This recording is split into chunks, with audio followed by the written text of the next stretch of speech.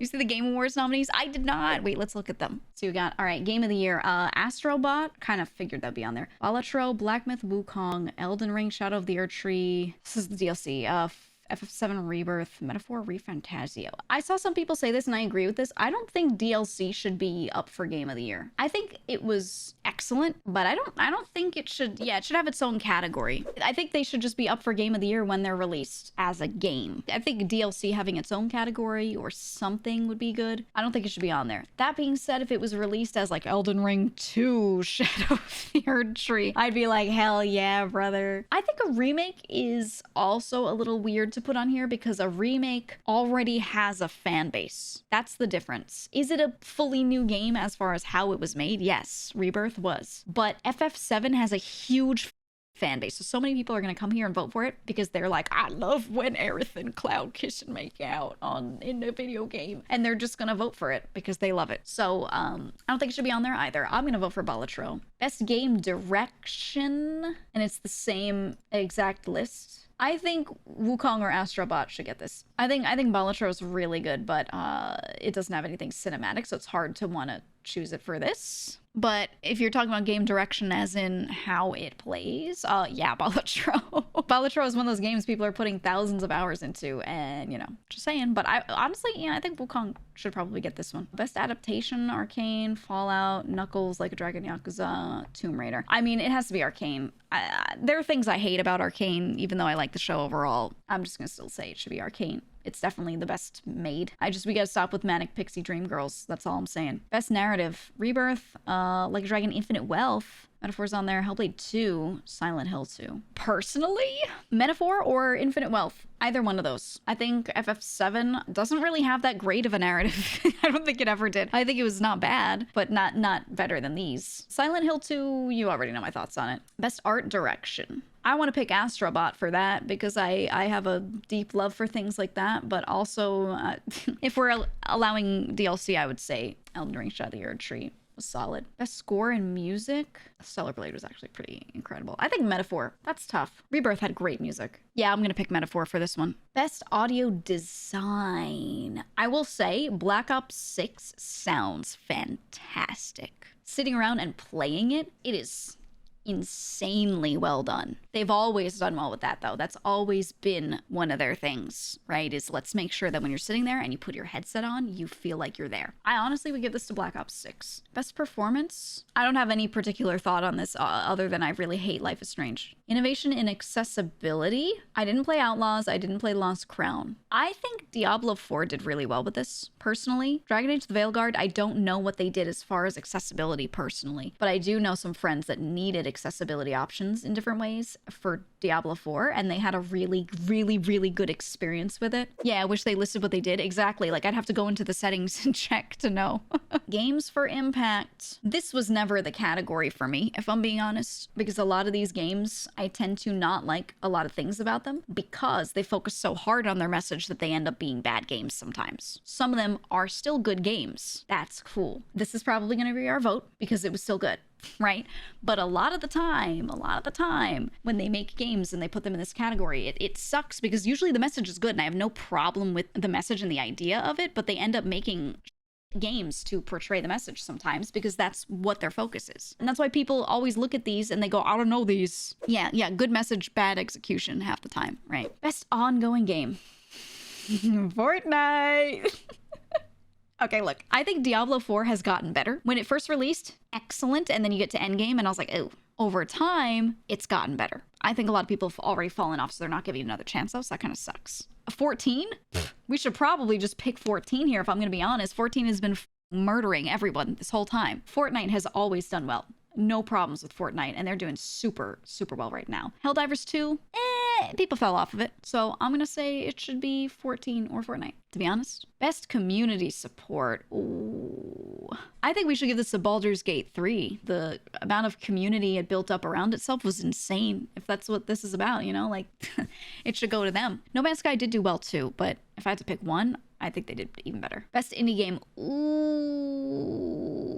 I mean, I think Balatro should win it. I still have to play Animal Well, though I've seen some people go through it, and it is absolutely my type of game. UFO 50 is also on the list, but Yeah, I was gonna say UFO 50 is a bunch of different games together, so it's kind of crazy. I think a lot of these on here deserve it. I was gonna play this too, Lorelei and the Laser Eyes, because Annapurna published it, and rip Annapurna, but everything that they had published, I always would play for the most part because they had really good taste. I don't know. I think I'd be happy with almost any of these. Best debut indie game. Now, this what this means, for those who don't know, means it's the first game that this studio has made, or this dev has made. It is the debut of the group of people. Doesn't mean the individuals haven't made more games before, but like, hey, these people have gotten together, we're making a thing, here's our first thing, right? Ooh, Pacific Drive is on here. That'd be a good one. I was thinking of playing that on stream at some point too. These are all good. The Plucky Squire was good. However, I think it was too simplistic and too juvenile, and I enjoyed it a lot anyway. If you think a Nintendo Mario game is simplistic and juvenile, this was even more.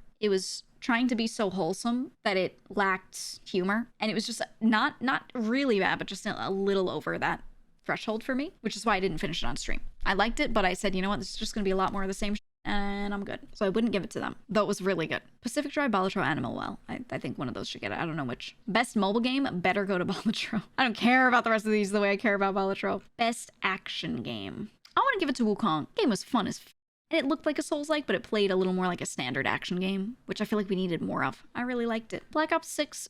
One of those missions was absolute cinema. The rest of them were pretty normal. Very standard for Call of Duty. Helldivers 2 was good, but I would vote for it if it had a really good story mode. So I would say Wukong should get it. Action-adventure game. Ooh. I've yet to play Echoes of Wisdom, but I want to. Echoes of Wisdom or Astrobot should probably be the ones that get it. Everyone said that this game was really good. Best RPG. Dragon's Dogma 2 is good. Yeah, I think Infinite Wealth or Metaphor should get it. That's tough because a lot of them are incredible. You guys all really liked Metaphor, huh? Yeah. I think Metaphor should get it, if I'm being honest, but Like a Dragon would be good too. Best fighting game. It should go to Tekken 8. I think the MVC collection was really cool, but I think Tekken 8 should get it. Hands down. It grew so much this year, so I'm just saying. Best family game. Strike Plucky Squire off. The other four would all be great. Princess Peach Showtime, that game kind of, if I'm being honest. Super Mario Party makes sense because this is multiplayer, so when you think family game, yes, you play this with the family. Astrobot and Echoes of Wisdom, you're playing solo. So, you know, it's a little hard to compare them. Simmer strategy game. Oh, man. Frostpunk 2 was really good, but it wasn't the first game. I think Unicorn Overlord was insanely good and a bit slept on. It's very deep. It's a bit overcooked, but not in a bad way. If you like something like a Fire Emblem style game, imagine if each unit was its own set of units, okay? And within that set of units, you give them a kind of spacing and way that they're setting up like a formation and everything. It was a bit deeper, but I really liked it. So personally, I'm gonna say this because I really liked it. Best sports or racing? I don't like sports games. I'm not really into them. Best multiplayer. Part of me wants to say Tekken 8 because of the community that came up around it, but it's also a 1v1 fighting game, and it's hard for me to call that best multiplayer versus just playing a game that you play together a bit more. I don't know.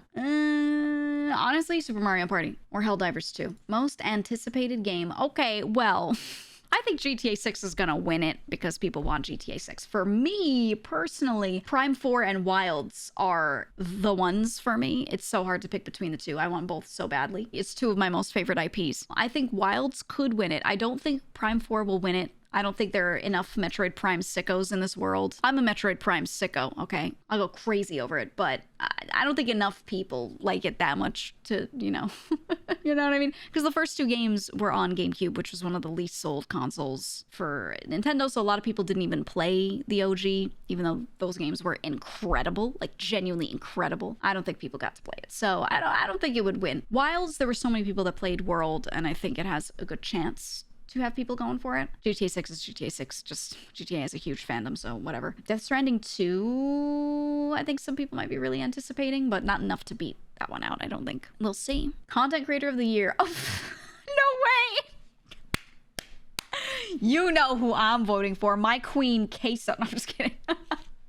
Pecора's on here. Let's go. Oh, I think Queso and Pecora are my top two on this list. I want to pick both. It's hard to not pick her because she's a VTuber, and looking at how she streams and everything, how she's done everything, it makes me want to vote for her. If there weren't a VTuber on this list, I would pick Queso because Queso's amazing as a streamer. He's incredible. Every clip I've seen of the dude, funny. Every stream I've watched, I'm sitting there just staring, right? So I hope that either of them wins it. Her being JP only, it's impressive to get on here. I mean, she basically has all of the JP audience, right? So many people watch her, and it's like how so many people who are Brazilian, so many watch Selbit to the point where he was able to start being known to more EN streamers because he was just so popular in Brazil that they were like, we can't ignore this guy. Right?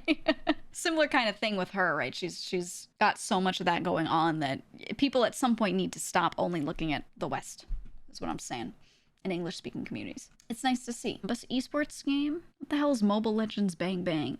I don't know what that is. Well, I like League of Legends. I think Dota 2 is cool, but I like League of Legends. So I'm picking League of Legends. I don't like Counter-Strike, and I don't like Valorant. So, best esports athlete. I cannot not pick Faker.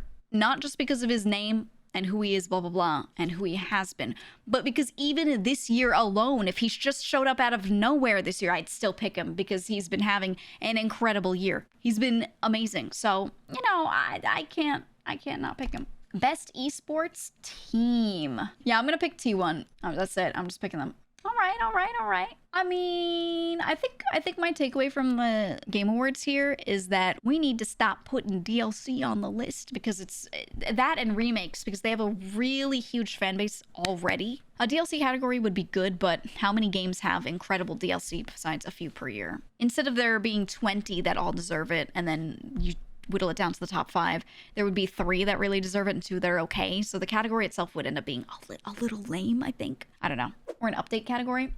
Updates, patches, and DLC. Yeah, could do that sort of thing. I just think the whole new game being put up next to a DLC should maybe not be in there.